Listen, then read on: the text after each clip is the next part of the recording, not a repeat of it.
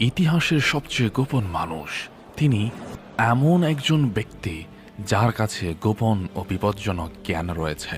এই জ্ঞানকে বলা হয় ইলম, যা তিনি আল্লাহর অনুমতিতে অর্জন করেছেন।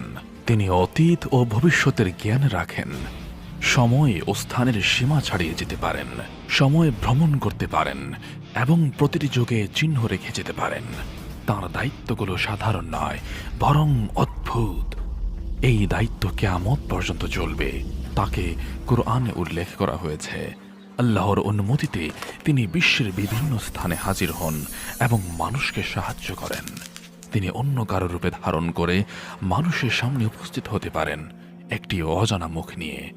হয়তো একদিন আপনি তাকে দেখেছেন কিন্তু বুঝতেই পারেননি তিনি কে, তিনি এখন কত বছরের, তিনি কিভাবে কিয়ামত পর্যন্ত জীবিত থাকবেন, এর পেছনে কি রহস্য।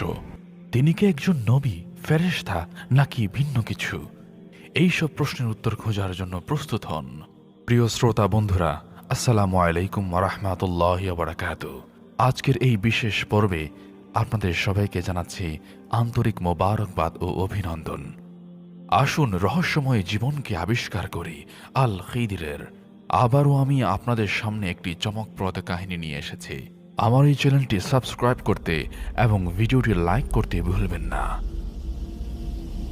বলা হয় খিদর তখনই আসেন যখন একজন বান্দা সত্যিকারের সমস্যায় পড়ে। হয়তো কোনো অচেনা এক মানুষ হঠাৎ করে আপনার জীবনে এসেছেন এবং কিছু পরিবর্তন এনেছেন। হয়তো আপনি খেয়াল করেছেন, হয়তো করেননি। তিনি কথা বলেছেন বা চুপচাপ চলে গেছেন। তার অস্তিত্ব শুধুমাত্র লোককাহিনী বা কিংবদন্তিতে সীমাবদ্ধ নয়। তিনি একজন বাস্তব ব্যক্তি যার কথা কুরআন এবং অন্যান্য ধর্মগ্রন্থেও বলা হয়েছে। তার ছিল এক বিশেষ দান এবং গভীর জ্ঞান। এমনকি একজন নবী তাকে খুঁজতে বের হয়েছিলেন, তার কাছ থেকে জ্ঞান আহরণ করতে চেয়েছিলেন। কুরআনে তার নাম সরাসরি উল্লেখ করা হয়নি, কিন্তু সূরা কাহফে এক আমাদের বান্দা সম্পর্কে বলা হয়েছে, যিনি এক অদ্ভুত যাত্রার যান। বেশিরভাগ ইসলামী বিদ্বান একমত যে এই বান্দা হচ্ছেন খিজির আলাইহিস সালাম। তার জন্মের সময় নির্দিষ্টভাবে জানা যায় না, কিন্তু কেউ বলেন তিনি আদম আলাইহিস সালামের সন্তান কাবিলের বংশধর। আবার কেউ বলেন তিনি নূহ আলাইহিস সালামের সন্তান শামের বংশধর।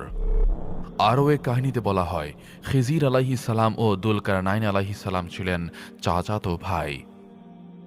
রাসূলুল্লাহ সাল্লাল্লাহু আলাইহি ওয়াসাল্লাম এক হাদিসে বলেছেন,